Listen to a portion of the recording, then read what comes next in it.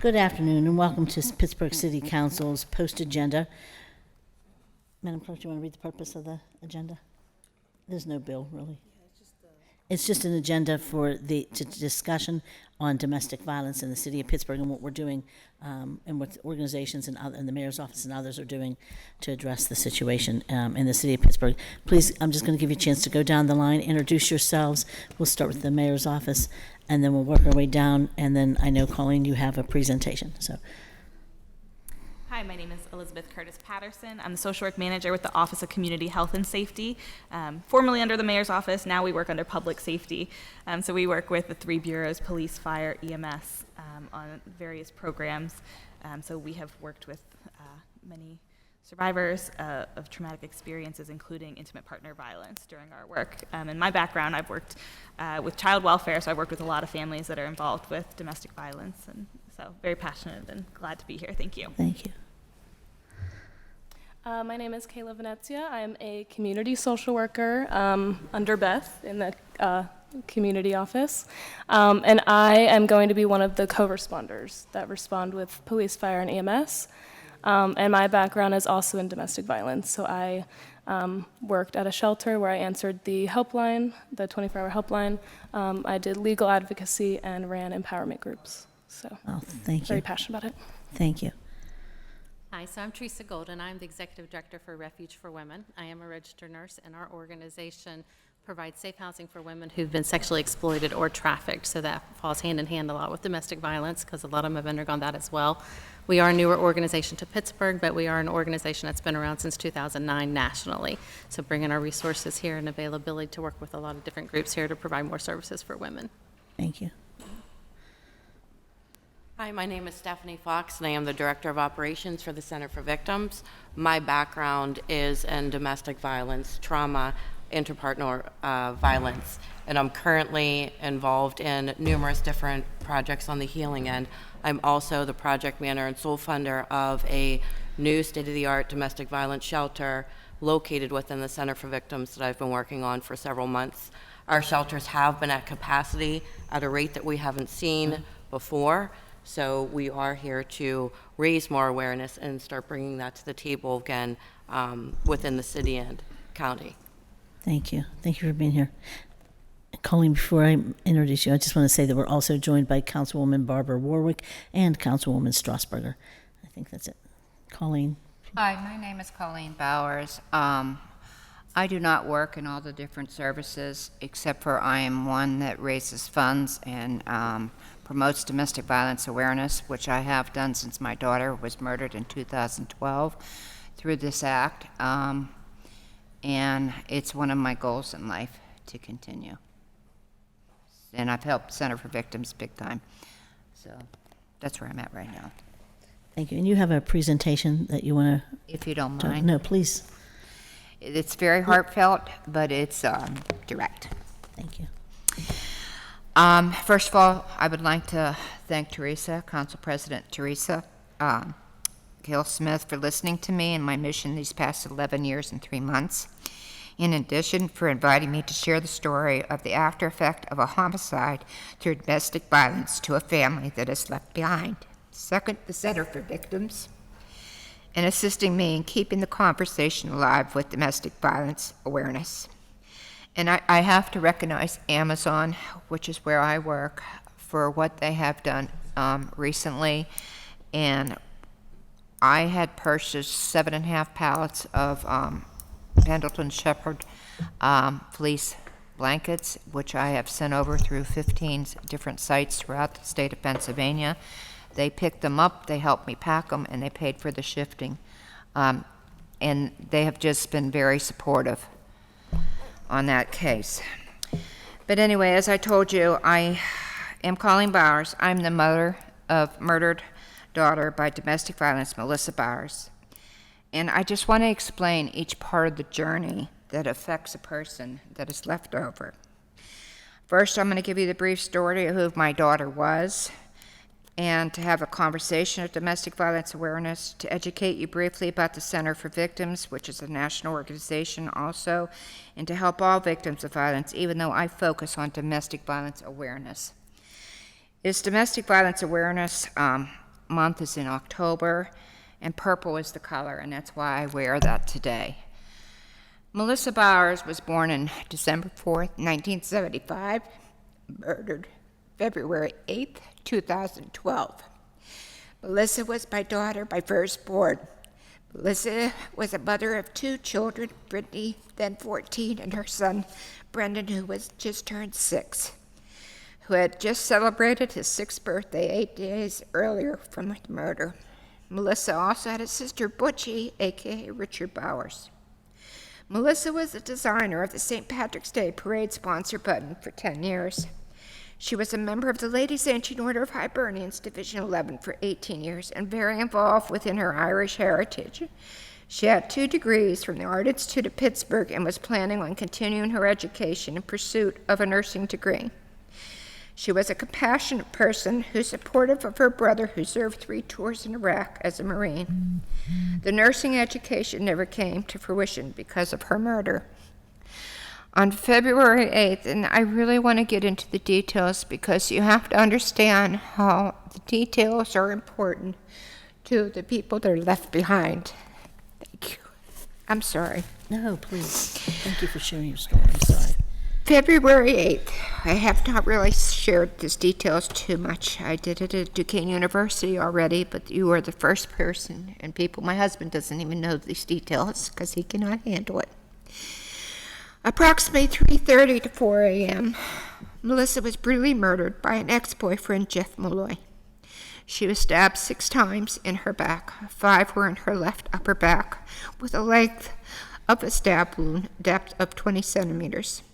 The final one on her right mid-back blade was 19 centimeters in length and was the force of a handle. It was embedded into the final wound and straight to the floor. In the end, instead of first-degree murder, as the law calls for 6 stab wounds, his alcohol content was above the legal limit, so we had to go to third-degree murder. We went for a plea bargain of 20 to 40 years, which he agreed to. He has so far served 6.5 years, I take that back, 11.5 years of his sentence, and I am praying that God will keep me alive long enough to help Melissa's children through the first parole hearing process. I have given you small details that were included in the DA's coroner's report. I asked for all the information I could possibly have, so when the time comes for Melissa's children, we'll need to understand in life that truly happened to her because they don't know yet. At this time, her daughter Brittany is still not able to handle the details of the homicide. I hope she will heal enough to be happy and a strong woman as life moves on. As far as her son, he knows very little because of his age and restrictions per his father. It was very disheartening in the beginning because he wasn't allowed to even say he had a mother who died per his father. Trauma and tragedy in many forms has affected my family. If my Melissa was still here, I believe the best way to describe what she would say is to put into words as her speaking. So I just want to personalize this one more time as a Melissa story. And this would be her voice if she was here. Hello, my name is Melissa Bowers. I was murdered February 8, 2012 by domestic violence. This has affected my family so deeply, it brings a tear to my eye that I visited Jeff Malloy one more time, and that's when he murdered me. I am a mother of 2 children who have had to grow up without me nurturing them through their childhood. Since my senseless murder, my mother has become my voice, warning and hoping anyone in domestic violence relationship will hear what happened to me, and they would please hear my message. Leave and never turn back. This could be you. In the beginning, I was a strong woman, mother, daughter, sister, in a relationship that grew intimate.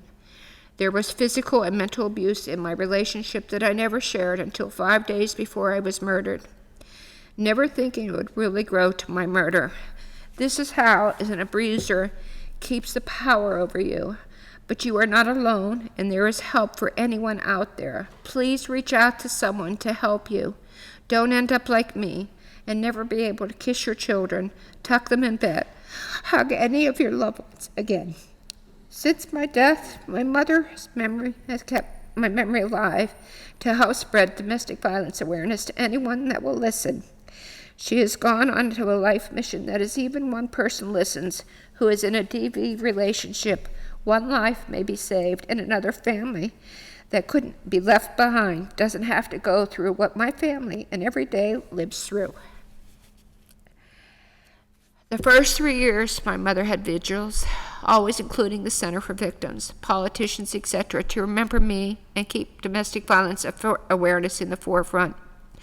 After the 3rd year, she felt it was time to pay back to the community while still spreading domestic violence awareness, raising funds for the Center for Victims of Violence. The Center for Victims has always provided so much needed services to my family and continues to do so. My mother calls it paying forward because domestic violence ends. There will always be another victim of this horrible act, either physically, mentally wounded, or their life ended like mine through homicide. One thing I leave with you is death stings the victim once, but those left behind feel the pain of loss, and with every passing memory, every day. So after a homicide, I just want to say that forensics carries a lot of weight for either a conviction or innocence. So your future career path choice is of great importance to the victims of life when you go into that field of the, my mind just went blank, as far as the justice system. So with all that saying, I say all of this because many hours of working with the Center for Victims and their services for victims of violence, I've started a fundraiser in memory of Melissa Byers, which is what I've always done, and that is twofold. The first one is to pay it forward to the Center for Victims for all the services my family is still receiving. My granddaughter is now 26, and she's stuck at a 14, 15 age mentality. She hasn't been able to let go of the loss of her mother. My grandson, now 17, known that he is ripped away from his sister and grandparents from the only stable home he knew by his legal father and now lives 75 miles away. The immediate family was destroyed the moment we found out of Melissa's murder, on how hard it still is for her children to move forward in life. My husband never could face the loss of her daughter and is stuck in a world of grief, which I call he lives on an island. I wish he would seek help for the Center for Victims, but he believes he can't do that. I have had to be the mother, grandmother since Melissa's death.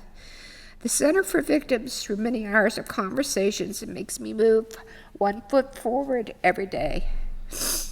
The second time is to keep my daughter's memory and the murder alive and to help start conversations that may prevent a family joining the club that I found myself in. This is a club a parent never joins by choice. It's just something that you just automatically are in once you go through a murder of your child. At first, I thought I had coined the phrase, but found out through many discussions with other parents of murdered children, our minds all have merged with the same thought. We joined a club we never wanted to join. We will never be able to discontinue that membership. We are the members as long as we have a breath in our bodies. With that said, I just want to tell you, domestic violence is the willful intimidation, physical assault, battery, sexual assault, and/or abusive behavior as part of a systemic pattern of power and control perpetrated by one intimate partner against another. It includes physical violence, sex violence, threats, and emotional and psychological abuse. The frequency and severity of domestic violence varies dramatically, but it increases with time, and you could end up like my daughter. With this, I just want to tell Teresa, I've talked to you, or actually I think at Melissa's funeral, or it is just, I applaud you for listening to me. I know you've been listening to me for a lot of years, and I have not let my voice, die, but I thank you from the bottom of my heart. I'm thanking you for sharing your story with so many people. You don't know how many people you might have helped today, and over the years I know you've helped a lot of people. And you and I can share some stories, and I'll talk about mine after. But thank you for letting me share this. Thank you for sharing it. Do you want to add anything to how the Center for Victims is doing some I would like to add, it's emotional for me always. I do touch about 100,000 victims, and I'm an expert in the DV world and interpartner violence, so I do travel the country as an expert on cases. I've seen homicide, like this. I've seen a lot of different variables, but I am a victim myself. I was brutally beaten for years, shot, stabbed. My kids are trauma kids. I do know Colleen's family really well. Not only does she attend the Center for Victims with others, she is like my family. I know her daughter. I love her daughter. I just know her world and the life of it. And we've been working together for several years. I do want to tell a bit of my story that my family's lucky to have me here. The unfortunate part is I continue to battle, blunt force trauma, gunshot wounds, the scar tissue, and everything else has to go somewhere. I've had 3 strokes. I had my 22nd surgery about a month ago, where I had to have a drain tube put in. I have a tumor that cannot be reached over scar tissue in my brain, and I had the second tumor removed about a month ago. It is very real. Trauma is very real. Blunt force trauma is very real. DV is very real. Voices like us have the strength to get out there and do this and fight, and despite any other motive in between or societies that don't understand in judgment, we continue to stand and do this. Melissa does have a room. I dedicated a room, the art and music room, to her at the center, and we have done that.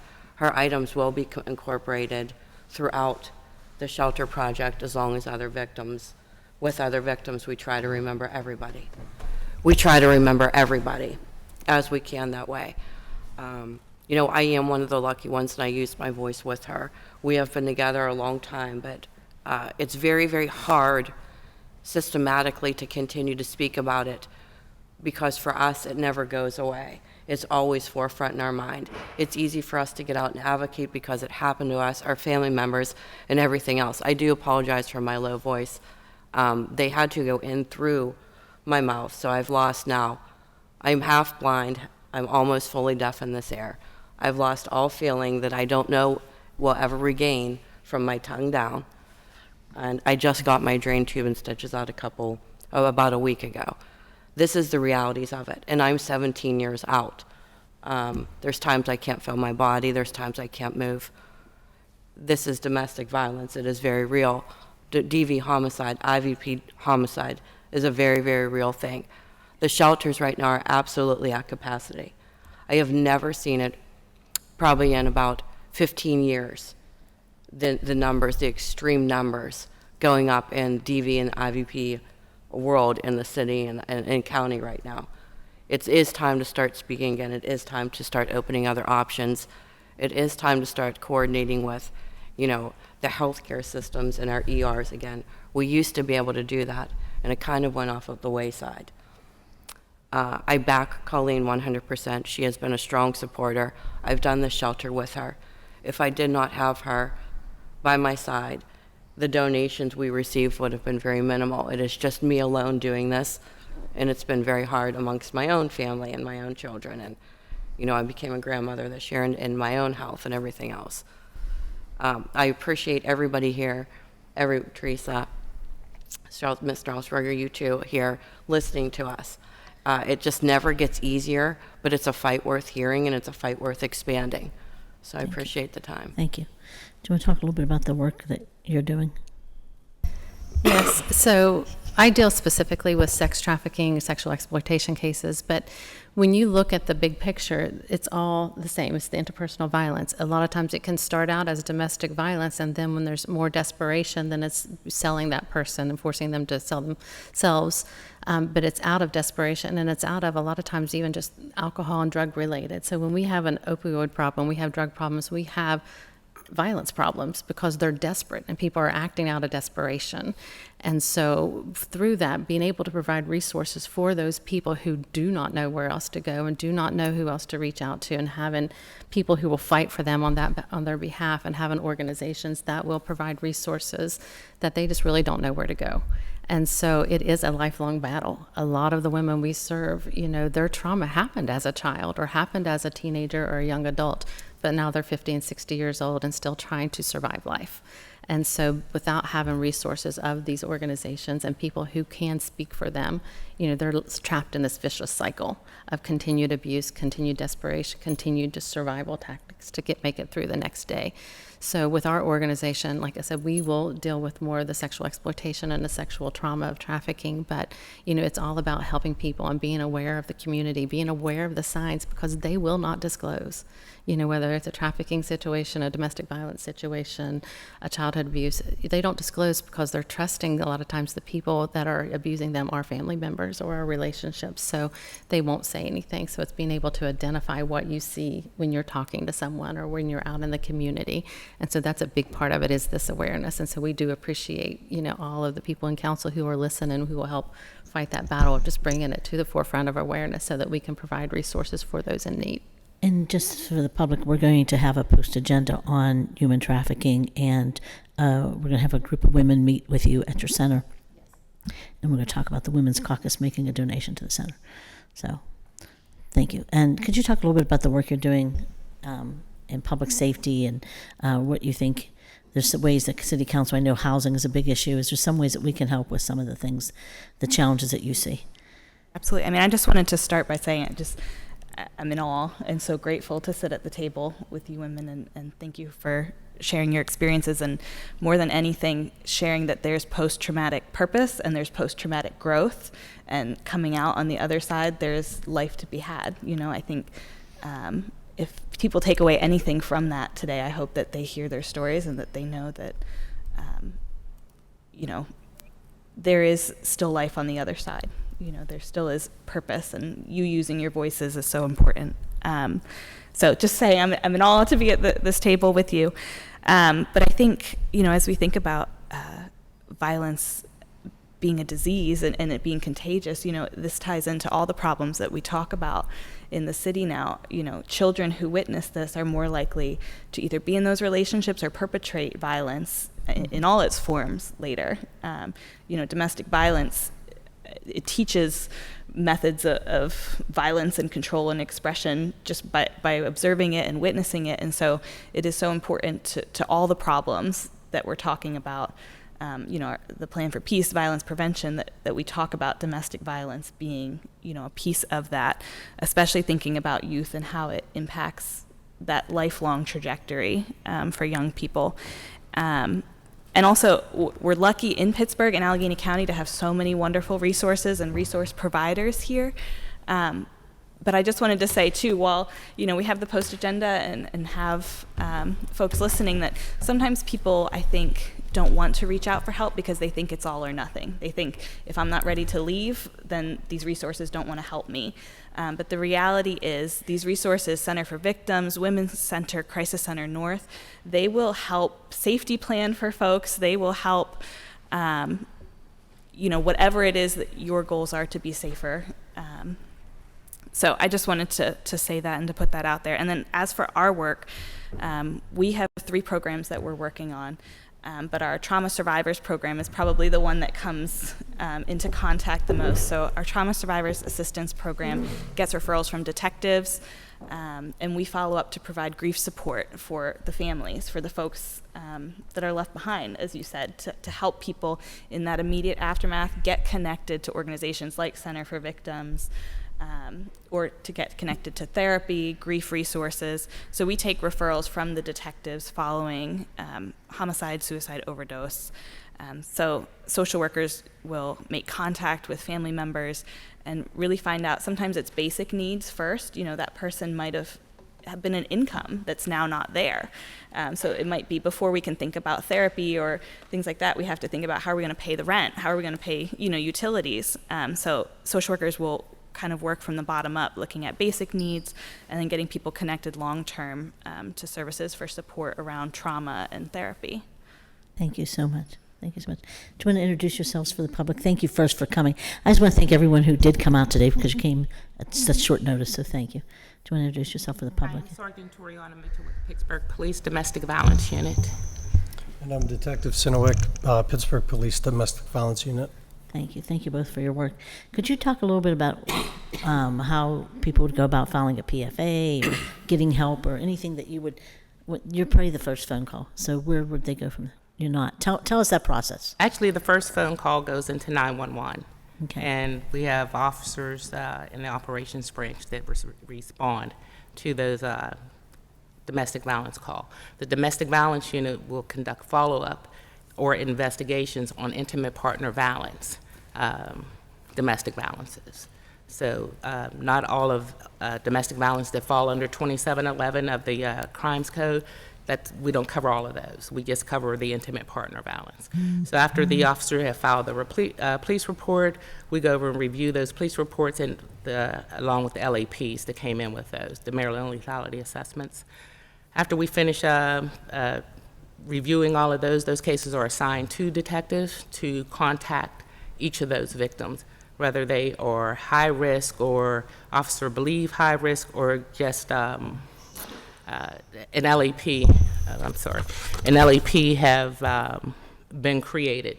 So what we're trying to ensure is that all victims are receiving some type of resources through the Pittsburgh Bureau of Police, even if it comes in as a nonviolent domestic where it's an argument. But we're able to call and offer a victim resources before it begins to escalate, or even to be able to see, okay, we had a couple calls here last week, and then this week it's another call to see if they need to get resources from the Women's Center and Shelter, which is one of our partners. Our detectives do make phone calls out to those victims. If they're not able to reach them, we do home visits, well-being checks, and go knock on the door. We have a domestic violence resource guide. It is available also on the City of Pittsburgh website. It translates into 20 different languages. And it tells us pretty much the resources that we know about that are available throughout Allegheny County and the City of Pittsburgh. And they also do their additional investigations for crimes that have been either referred by maybe the district attorney's office, or the victim disclosed that there are other crimes that have occurred that they did not report, and where we can find corroborating evidence to substantiate those crimes. And that is reviewed by the deputy district attorney or one of the DAs from the intimate partner domestic violence unit to see if they could pursue charges. Thank you. Is there anything you want to add? That's it? She pretty much summed it up. I would just want to say we're also joined by Councilman Anthony Coghill. The Women's Caucus might adopt him next year. So, do you want to, do any of you have any questions, Councilwoman Strasburg? Well, I'll just thank you all for being here. Thank you for sharing your story. Both of you, thank you for sharing your stories. It's incredibly powerful. It's incredibly sobering. I can absolutely appreciate that, we're busy going about our lives, and this is with you forever. And not a minute goes by that you're not impacted by what has happened to you and your family. My head is spinning a little bit because I can think of both the immediate actions that any one person or a body like City Council could take, but also then go to the root causes and the root cause solutions, right? So let me ask this. I guess if there are things that we can do, such as keeping this at the forefront, continuing to inform, continuing to educate, because you have to, as people change, as people grow up, as people move, you have to continue the steady drumbeat. I understand that. If there's more sort of immediate action that we can take, we want to know. But also, if I can just step aside and talk about a presentation I heard about youth violence recently, and one of the presenters came from Rand, and as was mentioned, right, like violence, it can be treated as contagious, as a disease, as something that can spread from person to person, to community. One of the really interesting findings was that one of the best things that you could do locally to interrupt youth violence was twofold. One was youth recreation opportunities and kind of, and the other was fixing up vacant and abandoned properties. and so you have pride in your neighborhood. And it's just that was something I think we all know needs to happen, but to have it directly correlated to a reduction in youth violence was amazing to me. Is there something like that has to do with domestic violence that would surprise us, that like we have control over at the local level, that could be, if we focused even more attention or resources on it, could interrupt this violence in that sort of surprising way? Can I say something? Talking about that, I know that the Center for Victims has Respect Yourself, and it affects where that they have a few of the schools they were in, but I don't think they were in all the schools. And that is so that they can educate the youth while they're in school about domestic violence, and it's a start to change the narrative and change the actions as they mature further on. If there was a way that could actually, I know that you have to get the buy-in from this school district and that school district. To me, that would be one of the biggest starting points. And then that's for the youth. And the second thing is, and I always refer to the Center for Victims because of my longevity with them. You have men out there that, okay, they may be mature, or even youth, teenagers that have, past the age of 18 or so, that can be educated through the Men's Challenge through the Center for Victims. And it's taking an oath for them to actually stand up and speak out against domestic violence, or stop like somebody they know, instead of just letting it and be quiet and silent. These are two things that I have noticed in almost 12 years that I'm a proponent of. And Councilman Coghill is very aware of how adamant I am and persistent on these measures, and so does Stephanie in the Center for Victims. But this is something I don't even know if the council is aware heavily how I think personally, as a victim from a homicide victim, as far as the after effect, I think is a really good start for you to actually make that more of a pro-action than a reaction. And that's all I have to say. Through what we work with survivors of trafficking and exploitation, what we have found over the last years, and it was the same thing, like it took a long time to get sex ed into the schools. So to be able to get the awareness and stuff into the schools, we've had a lot of pushback from education departments about coming into the schools and teaching their kids, but most of the kids that fall prey to these situations aren't going to get it at home. They're not going to get it in their community activities because they're just trying to survive. So school is the one place where they're going to be able to hear it and to get that resource. And what we've also learned is it used to be, 14, 15, 16, where we were teaching them about relationships, what a healthy relationship looks like, what boundaries look like. Working with our child trafficking investigators, it's now 10 and 11 years old when we need to start to have those conversations, because they are now more in the face of social media and they're in that awareness at such a younger age. So being able to tell an elementary school, we need to come in and talk about sex trafficking, it's like a nope kind of a thing. So it's being able to have that barrier removed to be able to get in where the kids can actually hear it and do it in an age-appropriate way, in a developmental way, to where they need to hear what they are dealing with right now. But it is starting younger and younger, and so that barrier has been a big problem. I will speak to that. I'm lucky enough to have the background of trauma as well: homicide, DV, IVP, sexual assault, sex trafficking. We deal with a gamut. And yes, I do agree with the youth recreation. It starts young. It trips their brain. And anyone in a trauma situation, we have an entire community outreach and trauma outreach team that I actually oversee now. And it's always a staffing issue, right? And we did receive some funds to go out and do that. And ground game it, we have teams 24/7 now out with the youth. And, they're very strong team members that have been there, done that, seen it, they've seen it all. So we all deal with trauma every day, but youth recreation is absolutely stronger relationships with the schools. Many schools do let us in to speak, and we have found positive from that, from hitting them younger, starting them younger, speaking to them younger. Purpose is always greater than the pain, as you were saying, the purpose. So we're out there amongst our pain, and dealing with youth is not always easy. As for, fixing abandoned properties and such, yes, that goes with violence, people, places, things. You are who you surround yourself with. So that's what we try to teach this generation. But she is correct in the fact that it is younger and younger. One of our relationships that we're trying to build stronger now that we have staff is with the City of Pittsburgh school districts, to let us in more and to do more things with them. So that is absolutely our goal. But yes, retraining the brain is always an important part of trauma. So of course, with the youth, being around normalcy, letting them learn normalcy, and being surrounded by positive peers, positive mentors is very strong, and what we have fought for years. Things take time, and it's not always easily obtainable.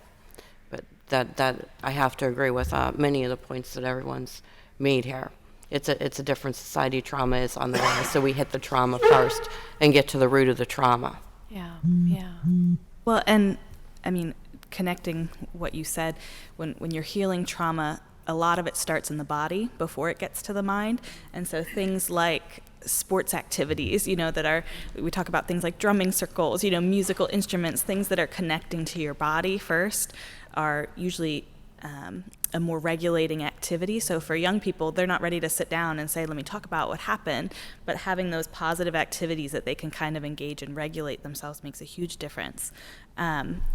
To what you were kind of asking about, one of the things, just for something surprising, I think, as Teresa was saying, all these things are tied up when we talk about economics, when we talk about, stressors on people's lives.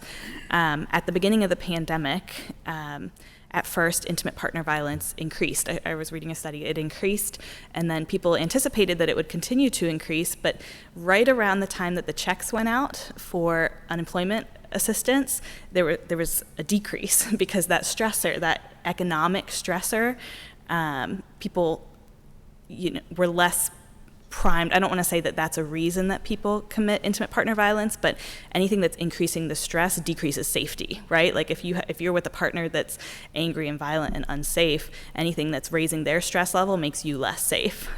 So, thinking of those economic stressors as we talk about, helping people have dignity and jobs, that they can support themselves and not have to think about utilities and rent and that kind of stuff is one of the more surprising things for me. And then I think, again, just looking at the barriers to leaving and why for so many people it really is, it's safer to navigate the hell sometimes because truly people think, they know exactly what's going to happen when they escalate it, when they leave. And they talk about there's a lot of wisdom in survivors of domestic violence to kind of, they've been trained to read their abuser and to know, the signals. And so really trying to set people up for success by overcoming those barriers. Economics is a huge reason that people can't leave, trying to find housing, trying to find childcare, and then going through custody, But one of the things I wanted to bring up that kind of ties into our programs is often abusers will also weaponize mental health, because if you've been living in this environment, your mental health starts to decrease, and, it's more depression, more anxiety, and then sometimes abusers will take that and weaponize it, and they might commit somebody to involuntary, hospital treatment or something like that, and it's kind of another dynamic of control. So as we kind of do this co-response work and get out with police for some of these calls, I'm excited for our team who's trained in, mental health, but also in domestic violence, knowing some of those red flags, to be able to have some of those conversations and kind of get to the heart of what's going on and hopefully intercept some of that and direct to more appropriate resources, like Center for Victims, Women's Center, Crisis Center North. I don't know if there's anything else to add before I go on. Yeah, please. I'm sorry. One thing we failed to mention is one of the things that we do in our unit is we monitor their protection from abuse database from PA for weapons relinquishment. So we're basically the system administrator for the city. We get a weekly report for any PFA with weapons relinquishment that hasn't been dealt with yet. Then we follow up with each zone that has that PFA and make sure that an investigation, that it's moving forward. And then we actually send out a report every day to basically just reiterate, if it hasn't been done, what needs to be done for the weapons relinquishment. And that's one thing that's been working really well, because before some of those things were slipping through the cracks, but now they're being addressed daily, so that sometimes it's, these life and death situations where weapons relinquishment for a violent offender, and we're able to keep on top of that a lot quicker through that. I just wanted to add thank you for that. Center for Victims, we work with the jail release program as well. We work with the state parole programs. We have an OVA representative right in our office. So as they monitor weapons, we are monitoring bond releases on PFAs or anything else to notify the victim as soon as the perpetrator is released, both county and state. So those resources are in place, and when they work, they work. And I think that just as you've got up to speed with a productive system, the state and county and the jail programs and system has as well. So that seems to be working in a deterrent on the minimal end, that we can at least get a hold of someone and let them know their perpetrator's out or about to be out. We actually, we follow up with every single PFA, intimate partner PFA that comes in, and every single report that comes in through the city. And myself and my partner and our team follow up with every single victim, and we routinely give them the information for that list to be put on the list for notification for when the perpetrator's released from jail. That's extremely important. What we've also found is what your work is very important. It kind of lessens the barrier of intimidation for the victim, and they feel supported and know that you're still involved and that there's help there. So that's very much appreciative. I know even in other cities and states that they don't have that. So we're lucky to have that here. We've also found that housing socioeconomic status is a problem even when they come into our shelter. The goal is self-sufficiency and getting back to self-sufficiency. We do have a rapid rehousing program. However, and we're grateful enough to have that, placing a victim into a not so favorable neighborhood just as they got out of a DV situation, and we're trying to retrain their brain and give them some, strong beats for trauma therapy and tools and techniques and staying with them, we have to end up they leave the shelter to go to a not so favorable area, I'd say 9 out of 10 times, and that's a barrier that we're finding. So housing is absolutely on the table, because when you're coming, it happens across the spectrum.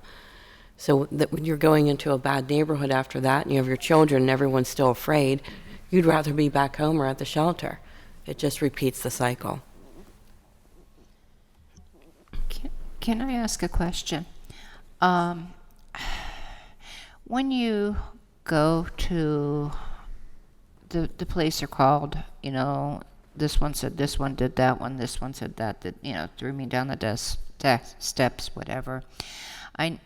You talk to the victims and you give them the PAF flyer. It's some kind of it's like a flyer, okay, to contact, get a PFA, and they never do, and then they end up as a homicide victim 7 days later. Is there anything that you have found? What would be the best way to try to, if they get called, to actually try to convince, because it's very hard. I know if they're in a DV situation, they just believe it's never going to escalate any further, and that's the problem, I know. Well, with our unit, we've developed a domestic violence resource guide that's also on our website, and it's in 20 different languages, as my sergeant said. That's supposed to be given out at every domestic call. And then we follow up with the victims and make sure that they have that information. We found a lot of victims are more willing to go to court after we explain the process to them, tell them that they have resources out there, that we're not just going to the call and then forgetting about them, that we're there for them, that Women's Centered Shelter and Center for Victims is going to be there for them at the hearing, that we'll be there at the hearing, that, we try to explain the process to them and make it a little bit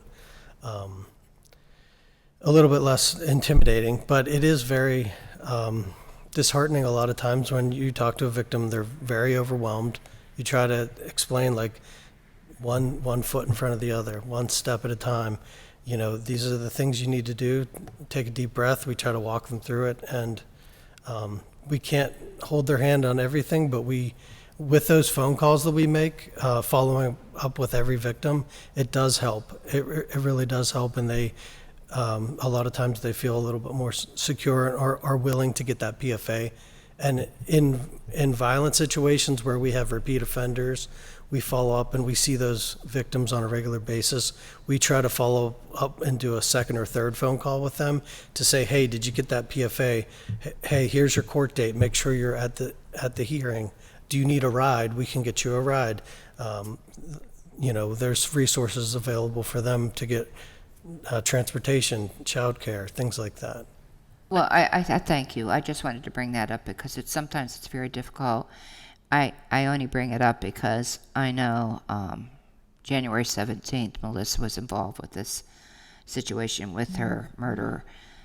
And when you find out your daughter's murdered and you go pick her car up and she's got the PFA flyer sitting in front of her, but there was no action. And that's why I was just wondering, things have changed in 11 and a half years. I can tell you that. I know that just from the observance and everything that I've been involved with. But I was just wanting to know where, the status quo is now, coming from the police, perspective on how you handle that. But I do thank everybody.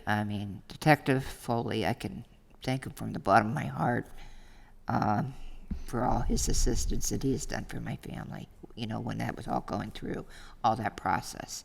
But that's why I raised that. I wanted to know if that had changed, which it has from when Melissa was murdered. Because it's hard, but I was calling it a flyer, but it's like a pamphlet thing. Right. And with our officers in operation or in patrol, uniform officers, if a victim needs to go down to obtain a PFA, we will give a ride to go and take that victim down to obtain that PFA and get them back home safely. No, I wish Melissa would have done it, Thank you. I actually jump in for a second. Please. I'm sorry, Councilwoman, is that okay? Is that okay? Absolutely. From the perspective of like a community social worker that's going to be going out with first responders, I think that what's most important, if someone isn't ready to make that change, and they're not ready to really face what's going on, because again, it's easier to kind of live in a situation where you know what's going to happen versus not knowing if you leave or if you file a PFA. But I think most important is to focus on harm reduction and just safety planning and making sure that they know what they can do if they're not ready to take the legal step, but they are ready to kind of get their documents together, have a bag ready and packed and ready to go.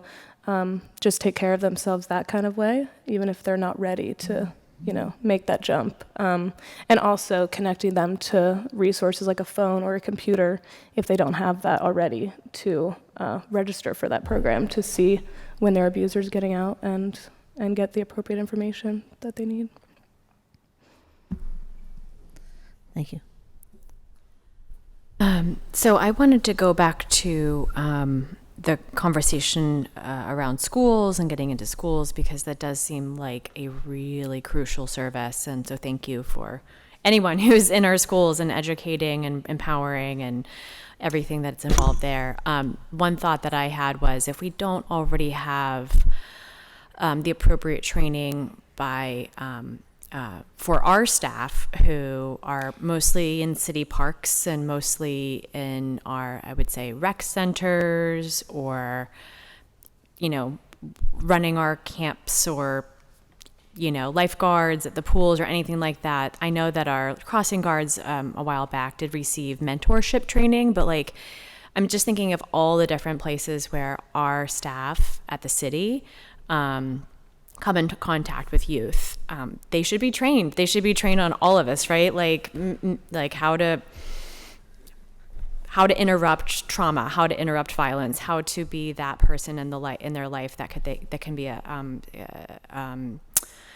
stable adult, how to recognize, a red flag in a situation, all those types of things. So that seems like an opportunity that we can take advantage of. So even though we don't have control over the schools, we do interact with young people all over the city. And then, sorry, if there's a response to that, I'm happy to. No, yeah. I just wanted to add that Center for Victims Healing Rivers is a place to go. I am actually a trainer. I guess I wear many hats. We actually train a lot of the city employees. Great. Under former Mayor Peduto, he actually came himself and brought staff with him and training. We do train a lot of the city of police. We train a lot of the medics. We train state parole. We just developed and started and got funding for a grant through a program to start training youth coaches. So that's now on the agenda. Yeah. We try to reach everybody. I would love to collaborate in that effort. We're limited staff, right? It's hard finding the staff and resources to stay and keep and doing this. I would love to collaborate on more training. Right. Absolutely. Okay. And get any group that you can think of in there, because we may not be thinking of it, that aspect, but someone else is. So, collaboration is, I will collaborate absolutely on anything we can help with. We have an amazing trauma training. Wonderful. The other thought I had was, as a parent myself, I'm in a lot of different online moms groups, and there's a lot of talk these days about interrupting cycles as a parent. And, it could be just the way that you discipline your kid is a difference. Something as simple as discipline can look different today than it did 30 years ago. Or it could be something as significant as trauma interruption. And there are just so many new parents groups that are popping up all over the place, and support networks for working parents and for this kind of parents, and moms groups and dad groups. Is there connection between, do you know of connection between the work that you're all doing and some of those groups, even as informal or sort of dispersed as they might be?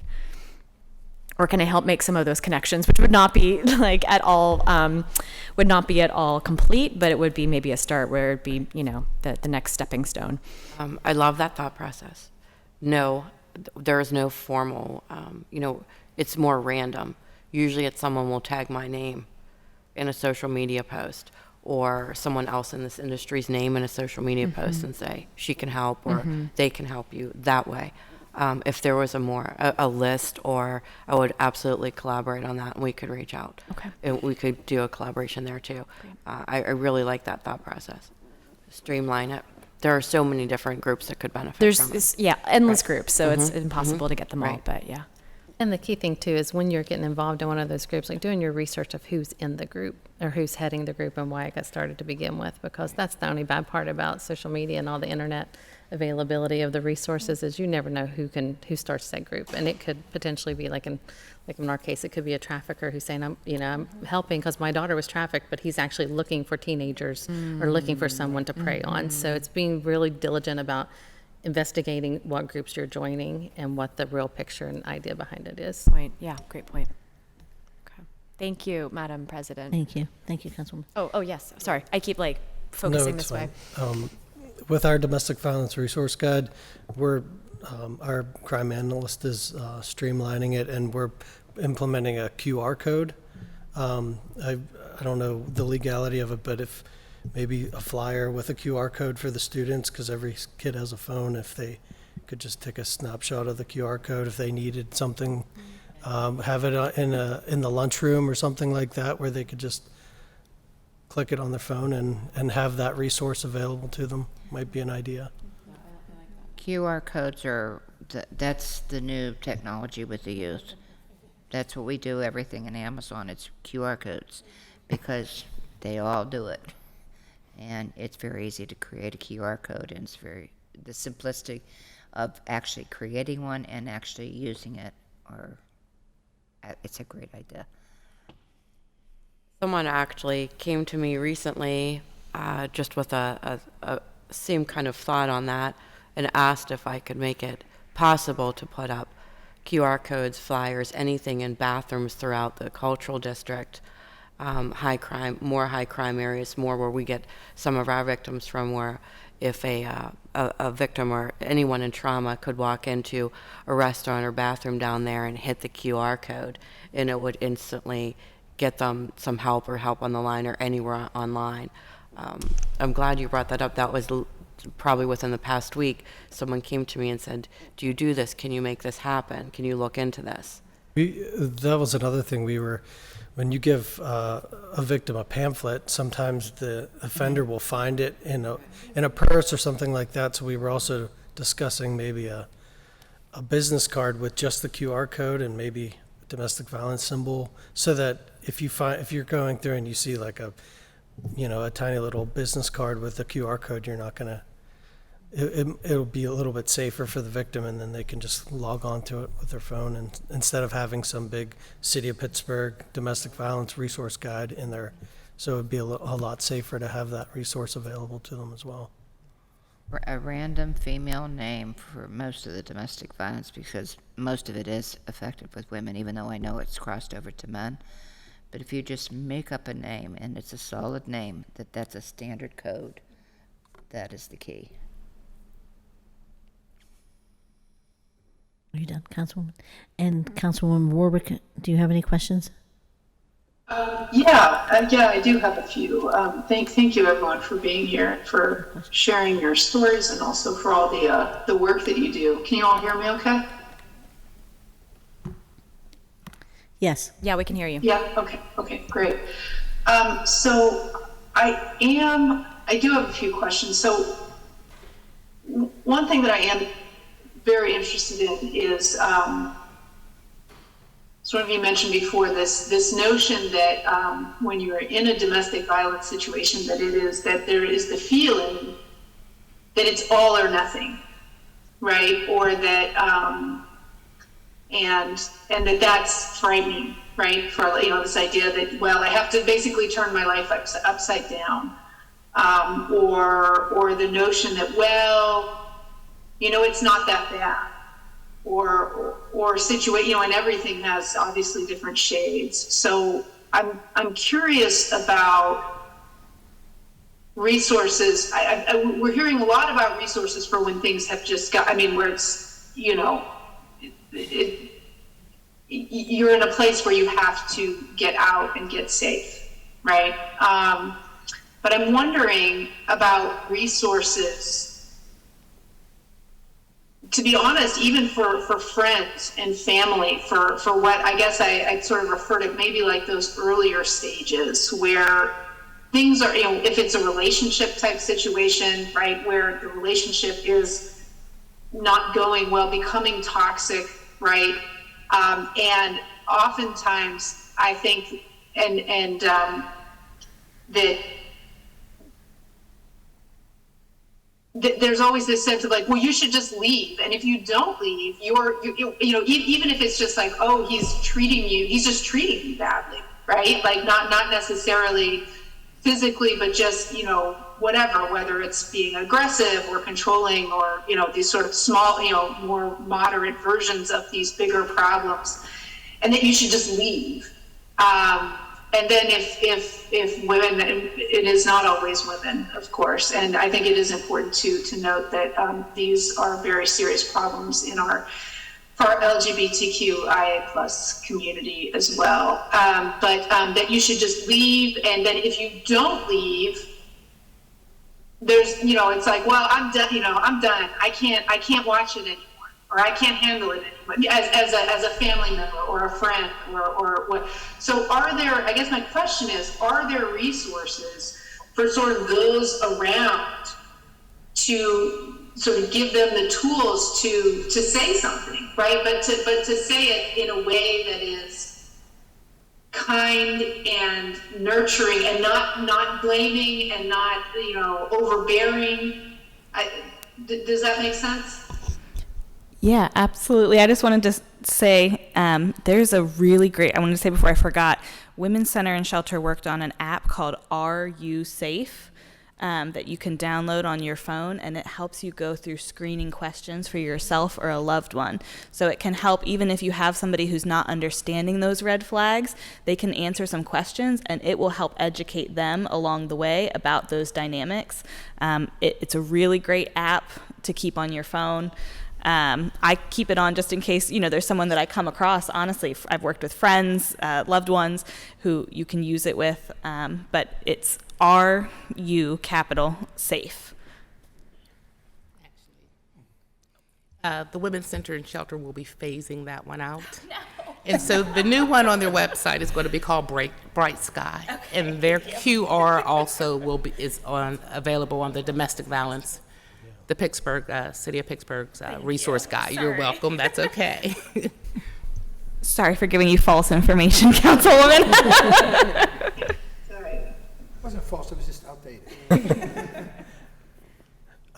In addition to that, one of the things that the Pittsburgh police are doing is we're following up with victims from nonviolent domestics also. So we're not just following up with the violent domestic violence. We're following up and making phone calls to victims that it might have just been an argument or something that was just a little bit alarming. So that report is being filed, and we're able to put the resources in people like that's hands as well, so that they have it, so that maybe it won't escalate. That's one thing that we've started doing as well. Okay. I have to say that at the center, we do receive calls on how to handle, through our hotline and various other sources, my daughter's in this situation, we're scared, we don't know what to do. And we advise them on, it's always safety first, right? Always safety first, especially with children involved, lives involved. Are they safe first? And we'll advise them on to handle the situation. Family members are often the one that call 911. It's very hard for a victim to call 911. Family members do often call. But as for a proactive educational chain or group or outreach on that, or to bring that to a forefront of what to do if you see the signs, that is not prominent. We don't have that. I don't really know if anybody has a forefront program that educates right off the bat. It's usually someone would have to look for it to get an answer or make a call on what to do. And I do understand that, being as a victim, my family ended up with, PTSD and such from just watching what I went through and all my hospital trips and anything like that. So it is systematic, and again, trauma is contagious, and it very much does happen in this world as well. So there could definitely be more resources available, or a program involved with proactive education and advice on that subject. Okay. Great, thank you. And then also, I guess in that vein, I sort of have we're kind of planning some listening sessions around the district with some of the youth. So, violence, and then also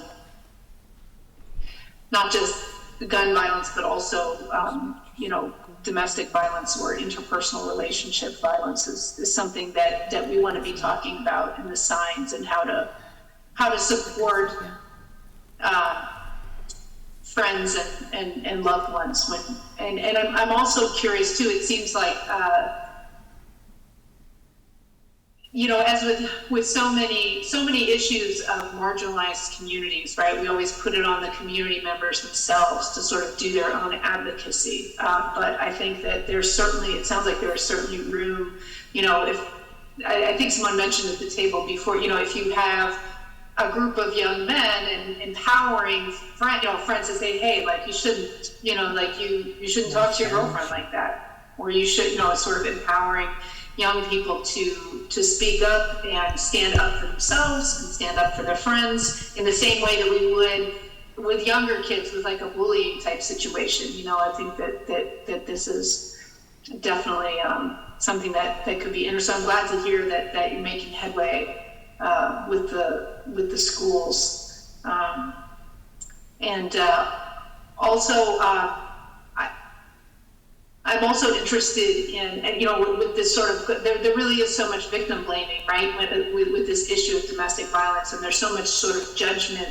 I'm thinking in particular, with, for example, our sex work community, or for example, with the unhoused population, right? Like just the fact that you are in, or either working in an environment or living in an environment that is not ideal, there's already judgment on top of that. So and I'm curious about, in particular with the unhoused, and because I know that you're doing lots of work with trafficked victims, but I'm curious also about work with consensual sex workers, and then also in communities like our unhoused populations.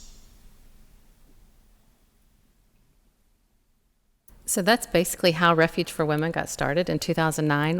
It was a group of women who were working in a strip club, who some women from a church were taking in warm meals once a week just to give them a warm meal and to build relationships. And they came to those women and said, "We want out."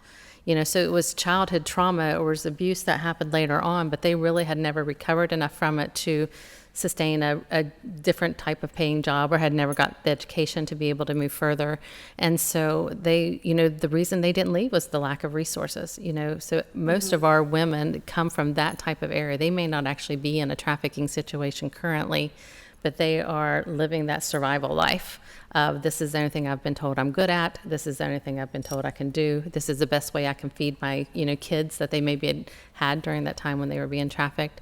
And so it's providing those resources, and so it's meeting them where they're at in whatever situation they are in, and finding out what it is that can help them move to that next step of regaining their dignity and regaining their life back.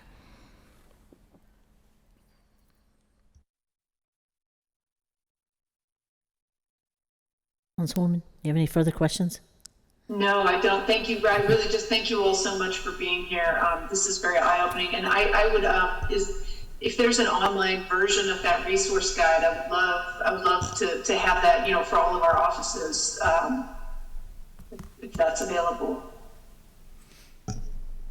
Yeah, it's right on the City of Pittsburgh website under domestic violence, and that's usually how we disseminate it to victims and officers. We have a pamphlet form, and we also just basically text or email the link to the website directly to victims. Okay, super. Well, thank you, everyone. Thanks so much for the work that you're doing, and yeah. Thank you, Councilwoman. And Councilman Coghill. Thank you. Oops, sorry. Thank you. First of all, I want to thank you for being here today. The work you do is incredible. It really is across the board, and it's so important. Very complex. I mean, really, as you were saying earlier, for a person to take that leap to protect themselves, there are children, there are incomes, they still love the person, so it's very complex. I always have been taking it for granted. I know that there's help out there and services. And Stephanie, you and I have talked many times. I know the work you do. Colleen, obviously your passion comes from your personal experience, which I feel helps you advocate, no question about it. But it's really great to hear from you in person and the work that you do. And as we know, domestic violence for a police officer, it's the number one call you do not want to go on, right? I mean, my brother's a police chief. He's lost one officer and one's maimed for life. It's just a simple domestic dispute. And people do crazy things when they're arguing with their spouse or whatever it may be. So I just really wanted to thank you. I've been really here just to listen and hear about what you did. And just the 15 minutes I've been here, I've learned a lot. And again, I've learned that it's very complex. I'm very thankful for our city of Pittsburgh and the job. And the work that you do is great. I didn't know you followed up with every person. That's incredible. It really, really is. Just a couple questions for me.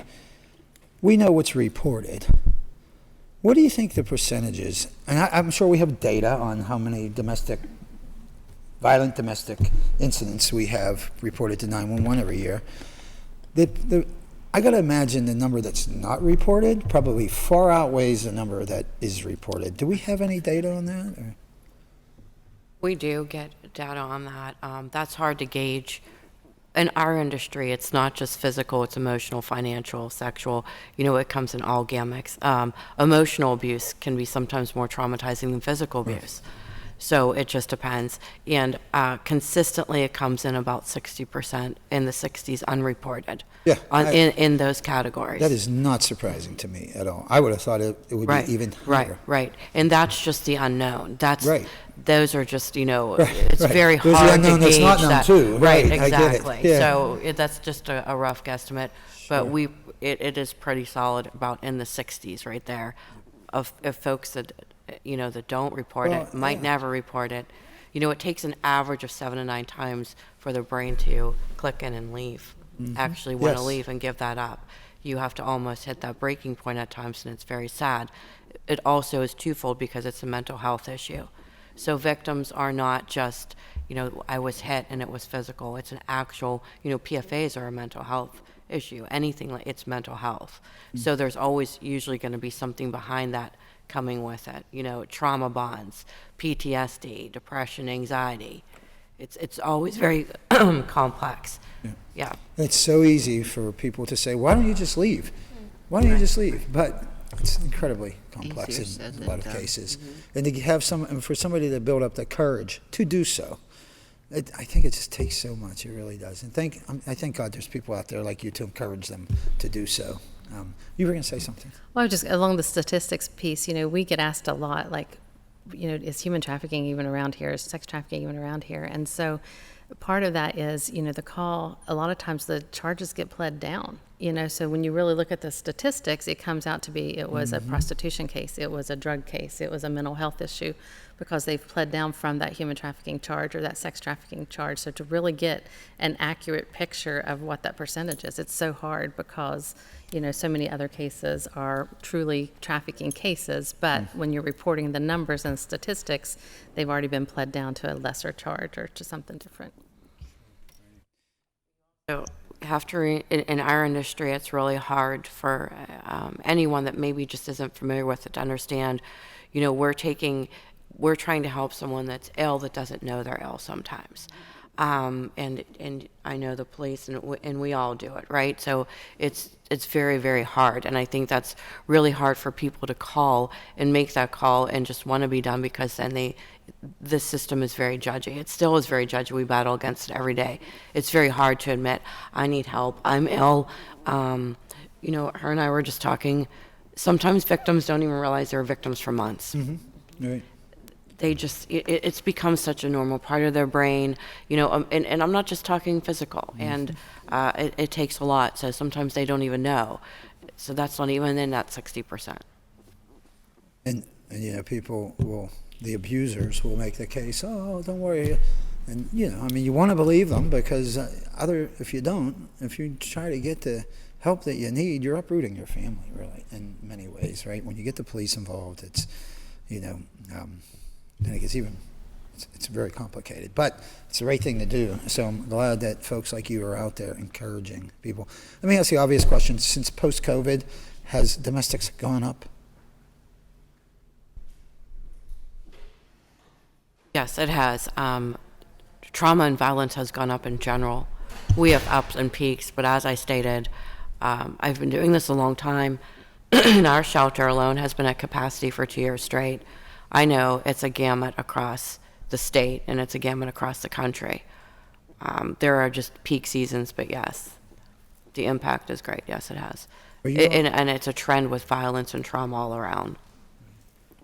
And I should probably know this, but how are you all funded? Are you funded from nonprofits? Are you funded from the city of Pittsburgh? Or what forms of revenue do you have? Funded from people like myself trying to do fundraisers and raise money and do the support services that remember are you needed. telling me on that. Yeah, I'm That's not done with you.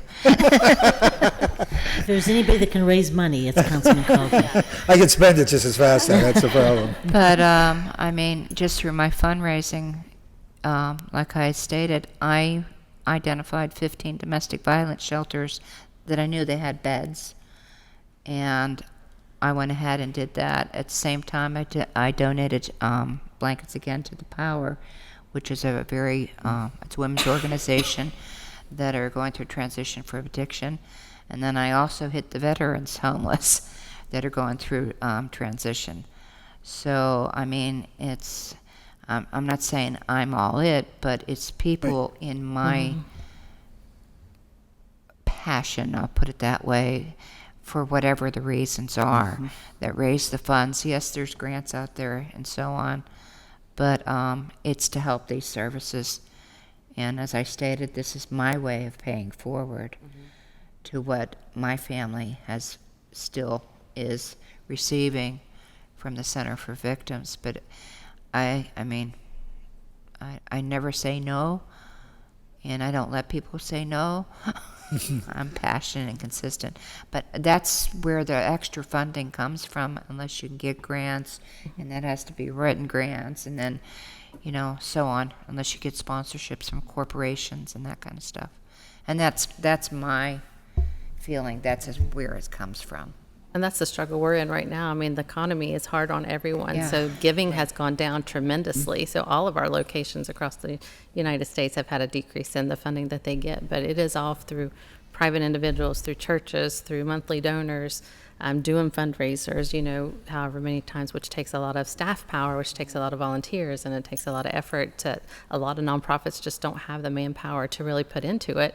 So it's doing those fundraisers, and the grants are so competitive. You know, and when you're a newer organization or you're a smaller organization, you know, to be able to get significant money, our staff is licensed. We have licensed nurses, licensed therapists, licensed social workers. So our salary budget is higher than normal, but we want to provide that quality care to the women who stay with us. A lot of grants and foundations won't pay salary. They won't pay operating costs. They want a project to fund. So it's really hard to find a funding source that's going to pay to have the appropriate staff there that's going to be able to treat the women for the trauma that they've endured. You do, because you re-traumatize them if you don't take care for them the right way. And so it just takes a lot of building relationships. It takes a long time, and the awareness is the piece. And that's why we come to, you know, the council and things like that. They don't understand that there's a problem, you know, and if they're not seeing it or they've not personally been affected by it, it's not something that's important to them. And so when you're going to them saying, I need funding for a house for 10 women, you know, to be able to recover, they're like, well, why do we need that? You know, we've already got homeless shelters, or we've already got different services. But, you know, you need to specialize based on each a different area, because you treat the trauma in a different way depending on what the trauma is. And so being able to bring that awareness to them so that when we do go to them and ask for funding, they're like, you know what, yeah, we do have that problem, or we do need to help support that. Right, and it's not just in Pittsburgh, it's all over. It's everywhere. It's everywhere. City, every little town, every big town, right? It's global. Yeah, it really is. And to connect both of your questions in terms of dynamics with COVID, I think it's also worth noting that nationwide, like our social services, our IPV resources have all taken staffing hits because, you know, we've lost a lot of people because for folks that do this work every day, it's heavy work, you know, and it can be a lot of vicarious trauma, and it can be really hard for folks. And I think with the pandemic, kind of all those added stressors, the field lost a lot of really good staff. So I know Center for Victims has done a great job supporting their staff, and our staff has gone to Healing Rivers training, and, you know, that's been a really great kind of retreat for our staff to kind of talk about vicarious trauma and that sort of stuff. But I think it is worth noting that, you know, a lot of the services have struggled with staffing over the past couple years. Do our local foundations?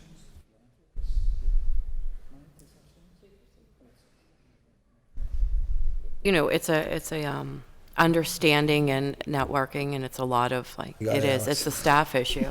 So many of us are left, like you said, and you know, from being at our center, there's several of us here holding many hats, and, you know, it's our partnership, so. Right. Well, listen, I just want to really thank you for enlightening me today, and I'm sorry if I take for granted the work that you do. I always knew there was help out there, and I'm fortunate. Anybody that I know of in my own personal life need your services, but it's nice to know I have somewhere to direct them to. And my last question is to our city here. If you get a call, a 911, and you go and you see there's physical abuse, and do you ask, is there a firearm on the residence? And, well, we don't respond, we're domestic. Okay, We're okay, detectives. gotcha. However, in But on your operations, follow-ups, right? No? we do, yes, Okay. however, because we both come from operations, the officer should ask if there were any weapons involved or any weapons on, or any firearms on the scene. I mean, just to make sure And that. if there's the- physical abuse determined, can that firearm be confiscated? If the firearm was a part of that, Right. If he domestic, threatened- but, If he or she threatened with a firearm, then possibly so. But if it's or just, if they obtain a protection from abuse order there you go. with a weapons relinquishment. Yeah, so it's going to be the whole circumstances, the totality of what occurred, so that question there is somewhat No, I understand. broad. If- we have to right. look at the scope of the whole. I understand. Whole. It almost has to be all the tied in facts, to all the of the call. all of the facts. Well, if it's a person not to possess, that may be different. Sure. So, I mean, we have to look at the scope of the whole call of the facts at that time. Detective, did you want to say something? Well, every victim should be asked the lethality assessment questions. There's 11 questions, and then those questions are then given to the Women's Center and Shelter. The victim is offered at that time to speak to a counselor directly, and also offered immediate shelter if necessary.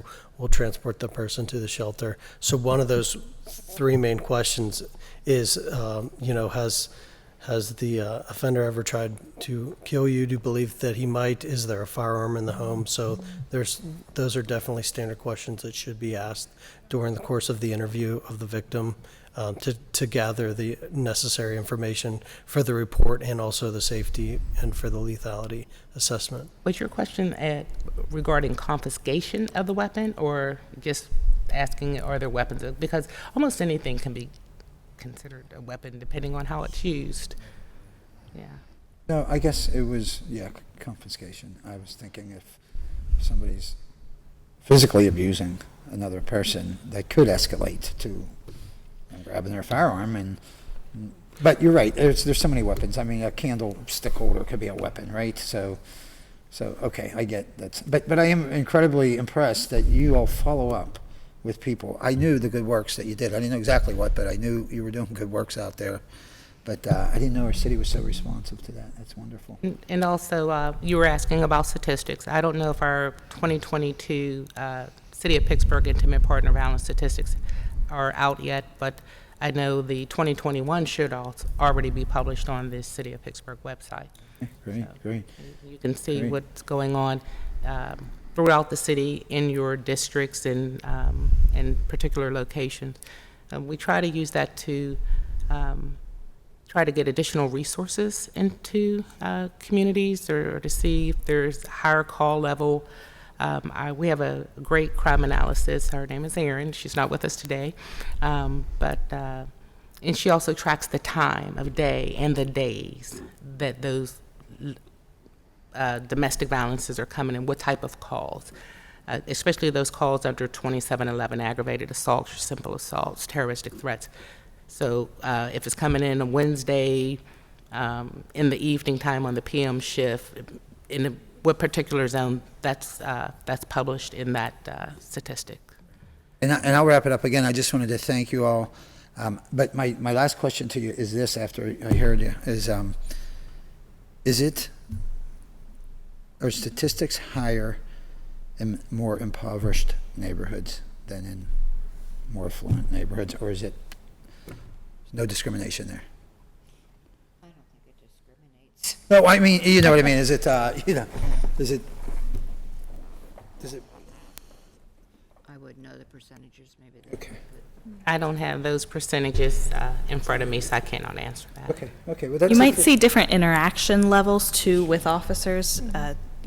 Officers might be called in by other neighbors, family members, whatever. You can imagine, folks are in apartment buildings, they might hear something through the walls, that kind of thing, versus if you're in a neighborhood where, you might have more privacy in your home, that kind of thing. About, not to say that I think it is equally distributed among the demographics as a social problem, but I think maybe how it's reported might be skewed one way or another. It's just my thought. I would agree with that. Does the city give you money, Pittsburgh? I don't remember. I don't recall seeing it on my desk. I will tell We you. tried. You've tried. Okay. We're about to give one from City Council. Good to know. Yeah. Okay. Okay, that's it for me, Madam President. Again, thank you all for what you do. I believe Councilwoman Strasburg had a follow-up. Thank you. Do you have a follow-up? I was going to ask a question about the newish, I mean, within the last 4 years or something, law that was passed at the state level around firearms relinquishment and PFAs. But I just answered my own question. I looked it up, so I wasn't sure exactly how it was set up, but I'm glad to know that that is an extra level of protection at this point too.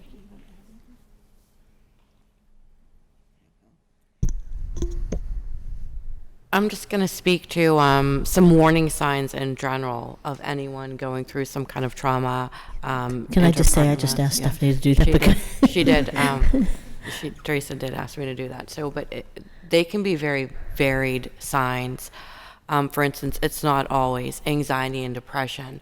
It is weight loss. Victims might not eat at all. Eating disorders go hand in hand with trauma, by the way.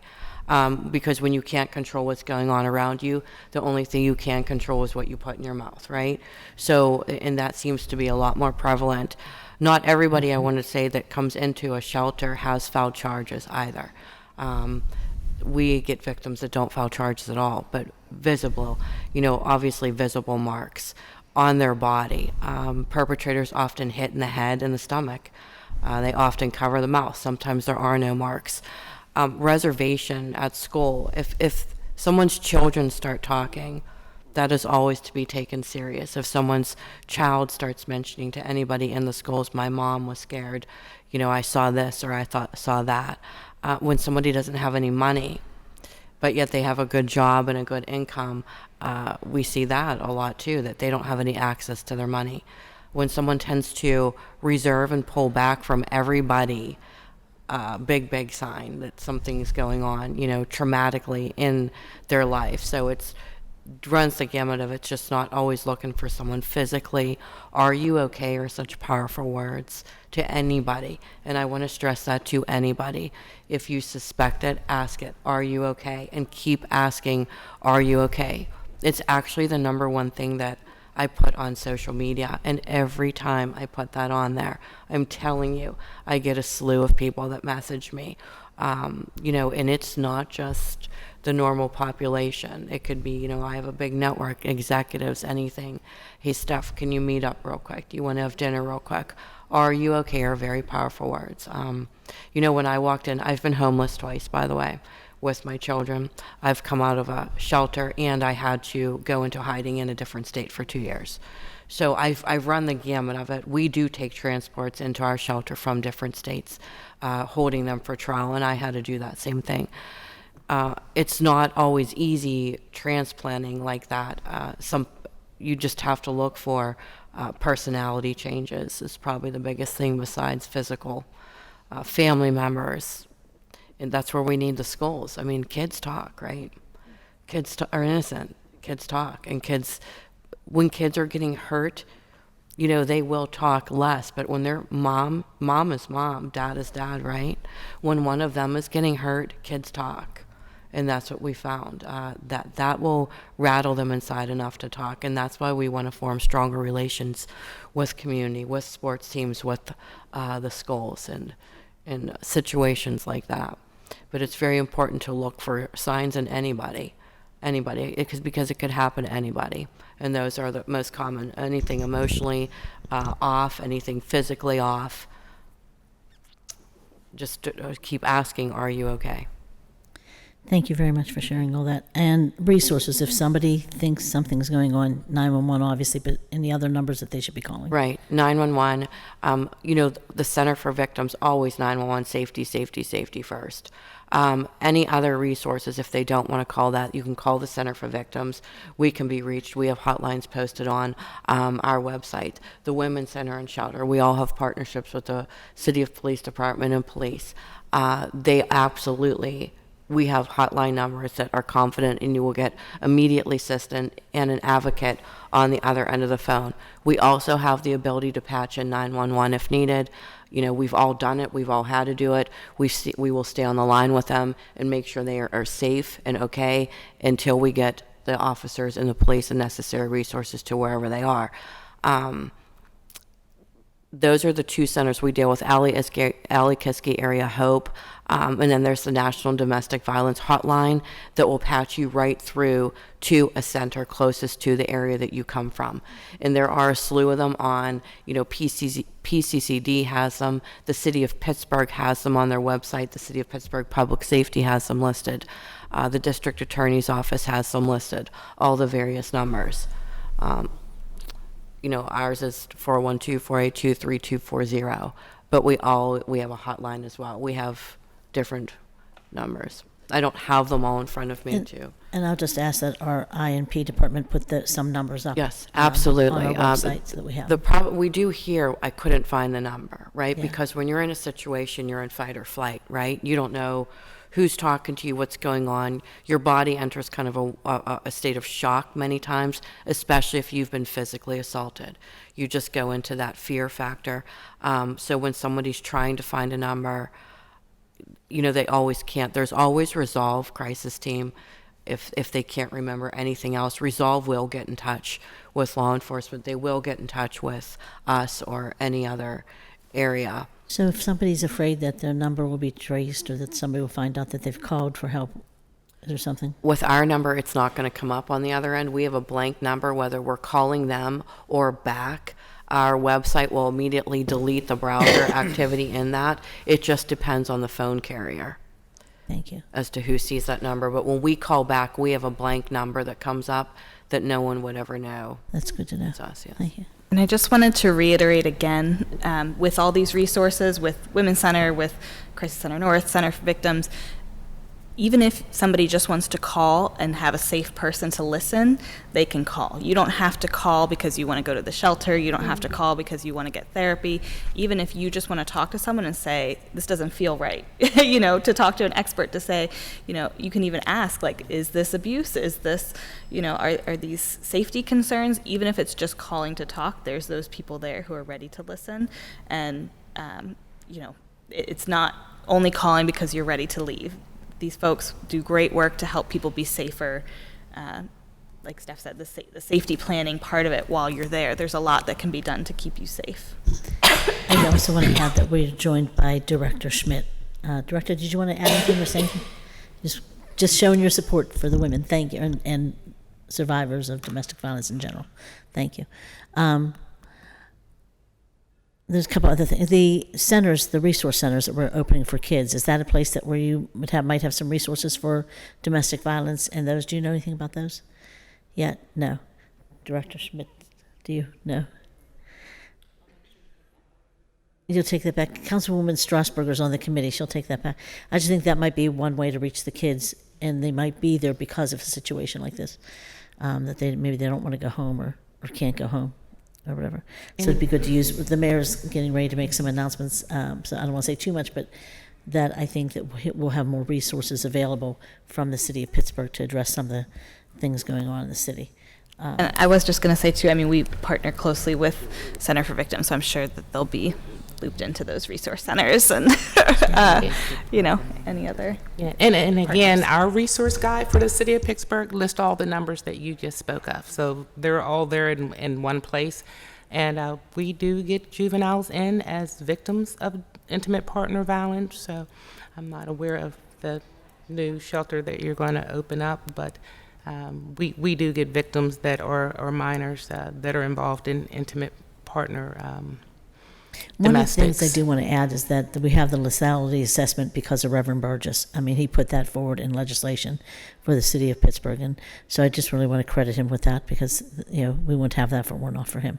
And he worked with the police and everybody, you know, public safety. So I want to thank him for that. And there was a person that used to work here, and she actually was recognized, Tamiko Stanley, who used to do a lot of work with domestic violence in the city of Pittsburgh, and now she's on, I think she's in Maryland, doing a lot of work there. So I just want to just want to acknowledge that there are people that did some groundwork here and to, get us to where we are today, in terms of resources and awareness. One of the things that we do have is, if a person is in a domestic violence situation and the police are called, we don't count that against, like, for disruptive properties or something like that, where somebody can lose their home if they're in a domestic violence situation. My concern is that they continue to stay in that situation, and I wondered if there's something City Council can do legislatively, like to encourage help, to encourage somebody to get some resources into that community, or is there something in place now that if you go to a call and it's domestic violence and they don't want to get help, what do you do? Is there some steps that are taken? Because there's sometimes it's also affecting the kids next door that are seeing it and hearing it. And I'm just hearing all kinds of things about the effect it has on a neighborhood. So I just want to know. I would just say that it's really hard to move people in that direction of change if they're not ready, because people lose so much control in their life when they go through trauma like that. And so really we want to give as much control back to those folks as possible and as much power back. So I think the more we can create that net to catch them on the other side of it, to make that jump seem easier, is better than to try to push them, over that edge, because for a lot of people it just, until folks are ready for that change, you can't kind of push them over, because they'll go back. They might leave and then they'll go back. So we if had they're not an ready. issue like that here where people didn't want to call to report that they were in a domestic violence situation because they were afraid their spouse would lose their job, and then they would be homeless anyway. So I just feel like sometimes our efforts to stop or to address things, sometimes we don't think of all the scenarios, and we're just so quick to do things that are politically expedient or right at the moment. So I just think that I'd like for us to think more through of what happens to somebody who's terrified now to make a phone call because they're terrified their kids are going to be homeless, and then they're not calling for help for anybody. So nobody's getting help. They just stay in the domestic violence situation that we're trying to hope that they get out of. Agreed. Preventative measures, proactive measures, always important. A lot of another condition is women are afraid to lose their kids. There was a time, because they already know they're in a bad way. Their kids are watching them beat. There was a time, and we work with the courts diligently on keeping current and updated on this, that CYF would step in. So to try to be, and sometimes that is the best move when a mother is not cognizant or in the right frame of mind and in a DV trauma situation. It can be good and bad, and we battle that too. So we're always, we have a partnership with them, but we're trying to work with the county to improve how CYF also looks at and relates with domestic violence. It used to be that if we take their children, they'll heal and they'll fight, right? That's traumatizing, very traumatizing. When I was in situations, it happened to me. So, and I know many, and I'm a really good mom, I'm a grandmother now, mind-blowing to me, but at the time, and you will talk to judges in the court system about this, they thought they were helping me. Although they took them, and I was forced to get help. Eventually, in a way, it wasn't that got me the help, it was my perpetrator was finally sentenced long-term. We see often with the courts, they're sentenced for 90 days and they're out. They're sentenced for a year and they're out. That is nothing in the DV world. I got a very long sentence on mine, but I also paid the, life penalty for that. So we try to reach those relationships to be proactive as well. And one of the things we are working on right now is, please, let's heal first. There's no reason to take the children. So it's systematic if the children aren't harmed, It's a very diligent process with many moving parts. That is a big reason that women won't call, because they're afraid their CYF's going to take their kids. Right. Because it's so prevalent around here. And when you're going through it and you're talking to other people that might have been in the situation, we have the problem where other women or survivors will say, they'll take your kids. I have a case now that happened with, and she's finally out of it, but she's like, no, they're going to take my kids. Like, they're going to, because it happens. I just want to say what a survivor you are, because you did get help. So I want people to realize Yes, I you did. did get help I with did. all those things that you feared. Yes. You were homeless for a short time. Yes. You were shot, right? I was shot. Yeah, I was shot next to my spine, correct. And yeah, I had this side of my face bashed in, and I was stabbed in my arm, correct.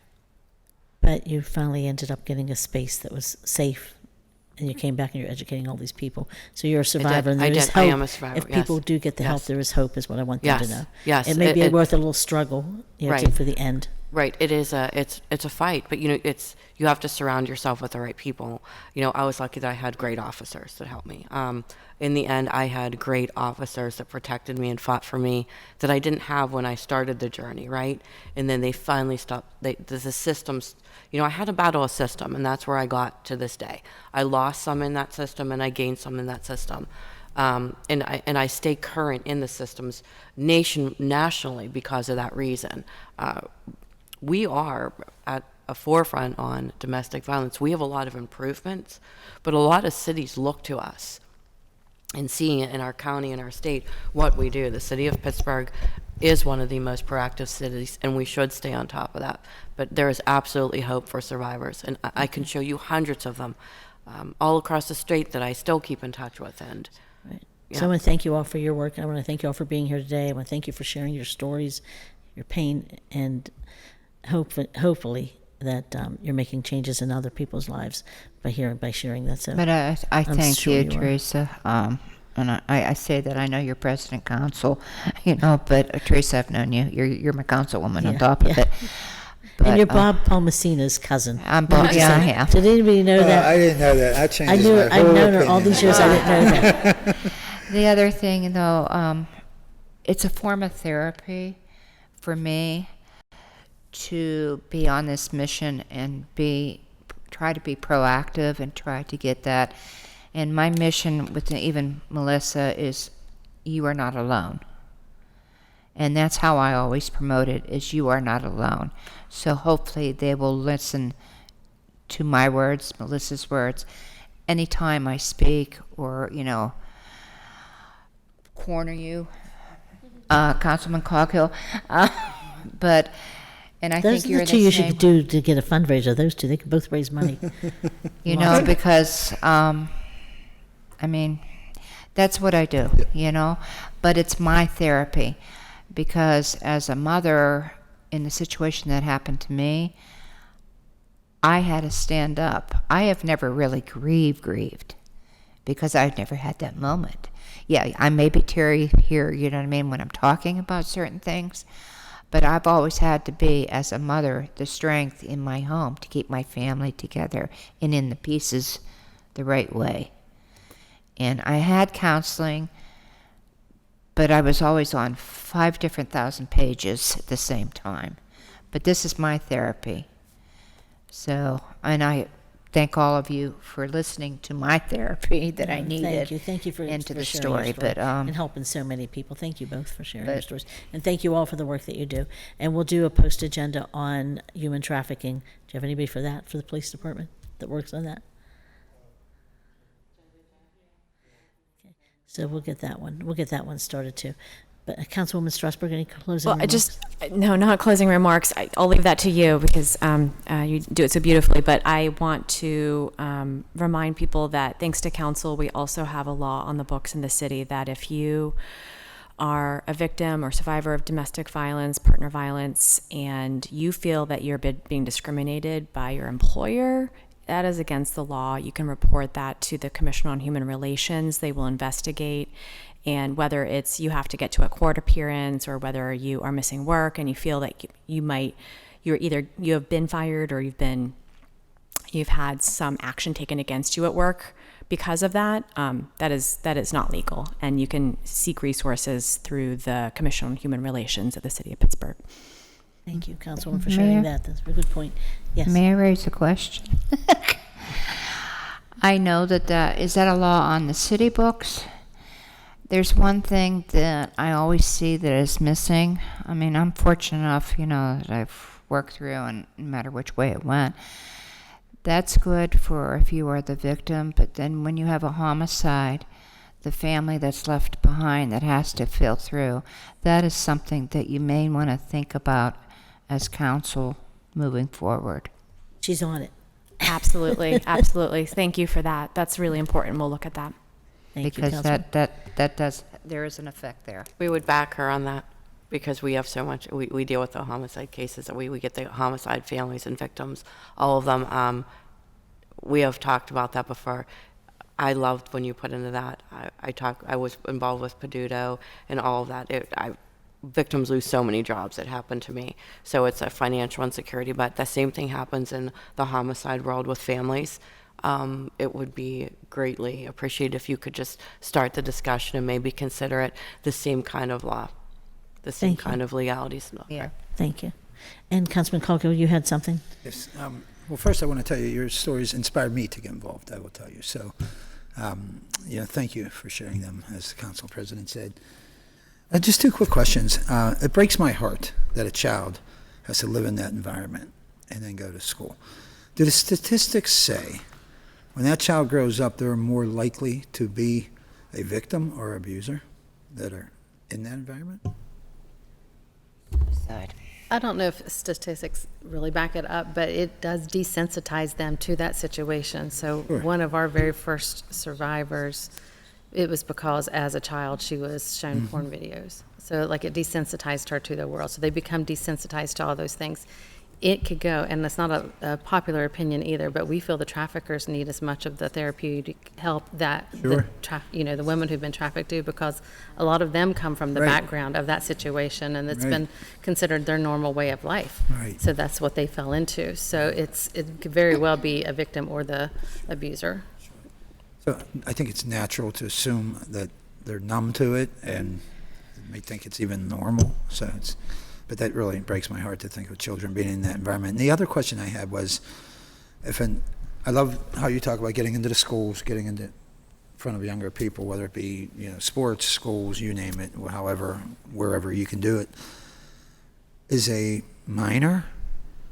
minor reports abuse or says something to a teacher or you at the school, does that hold water? Do we investigate? Is that something that... Until the I was gonna parent say- threatens to sue the school, probably, but go ahead. Those calls or reports normally go into the Pennsylvania Child Line. So for us, and we're connected with the Special Victims Unit, so it's either assigned to a victim, a detective in a Special Victims Unit, or in the Domestic Violence Unit. So. Right, so if a spouse won't say anything, but that child says something you're in the school and somebody's, whether they say it to a teacher or one of you folks, it doesn't fall on deaf ears because they're a minor, it is looked into. There is they do a child Maybe line. not the channels that it goes with a, spousal victim, but there's other channels that doesn't go ignored. Well, just to add, she's correct, we are mandated reporters. So are I'm teachers. sorry, say that again? We are mandated reporters. Oh, So if someone would come to us and say, no matter where it is in society, that I'm being abused, I'm being sexually assaulted, and teachers are mandated reporters too. Essentially, it's in their hands. Gotcha. That's Okay. you have to trust kind of society Right. and people at that point Right. that they're going to do the right thing. And that's why it's so important to make sure that our child welfare system has working knowledge and resources for intimate partner violence, because anybody who's mandated reporter has to send it that way. And so we want to make sure, I know, CYF has been embedding victims advocates, into their programs to have those resources there, but that's why it's so important. yeah.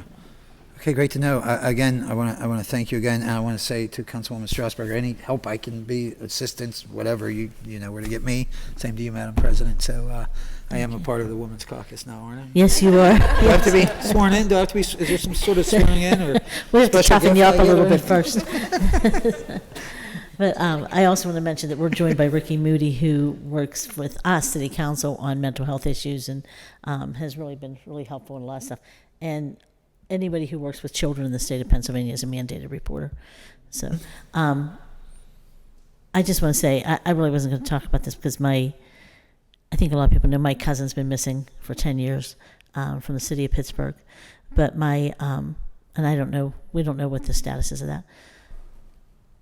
But my sister her sister-in-law was stabbed 4 times by her husband. And their 2 little kids, the youngest little boy he took the knife out of his mother's chest.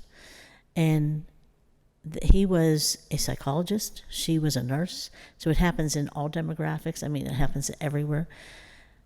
She died. My sister raised the 2 little kids.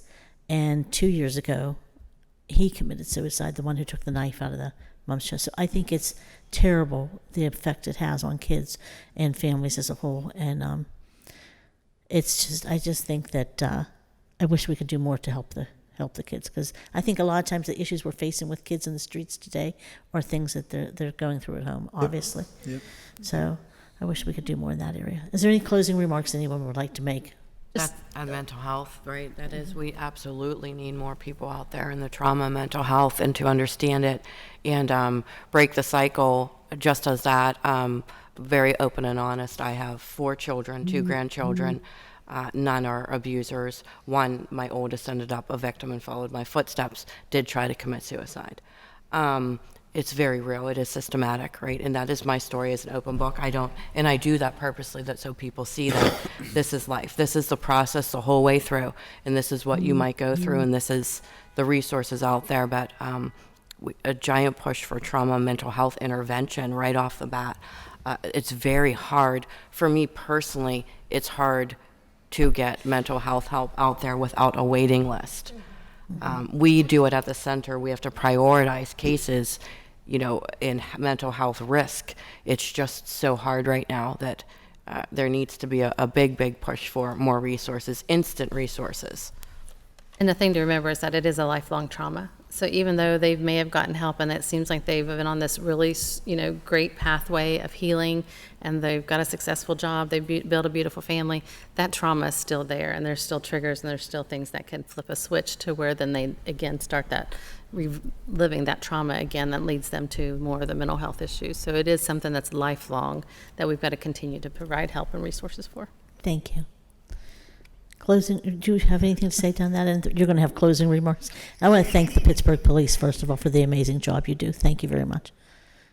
I would just want to, again, reiterate for folks, like standing here listening to these stories, there's post-traumatic stress and there's post-traumatic growth. And there's resilience and there's life on the other side, and there's help on the other side for people. And I think the more we talk about this, because it's such a hidden secret, that people try to, but most of us know somebody affected by this. Most of us have in some way been involved, and I think the more we can have those conversations, and also just be a listening ear for people, because IPV is so isolating. People step back. Other people don't want to hear about it. They don't want to hear about that in the workplace. They don't want to hear about that from their friends. So I think the more that we can have these conversations and be knowledgeable and be listeners and supporters to get people to that other side and to get them to that post-traumatic growth and, the purpose that these 2 women have for us. I just want to say thank you for sharing. I think that the courage it takes to really share your story is so difficult. Even coming from me, I'm a survivor, and I just sat here and listened, and it helps, just to hear other people have the courage to do it, because in that mind space, you kind of learn not to, right? It's stigmatized, and it's not something that's normally talked about. And I actually wasn't supposed to be here today, so coming and hearing everyone, it's very inspiring. So just thank you for everything you do. Thank you. And I hope to work with you in the future. Do you want to say closing remarks for the police?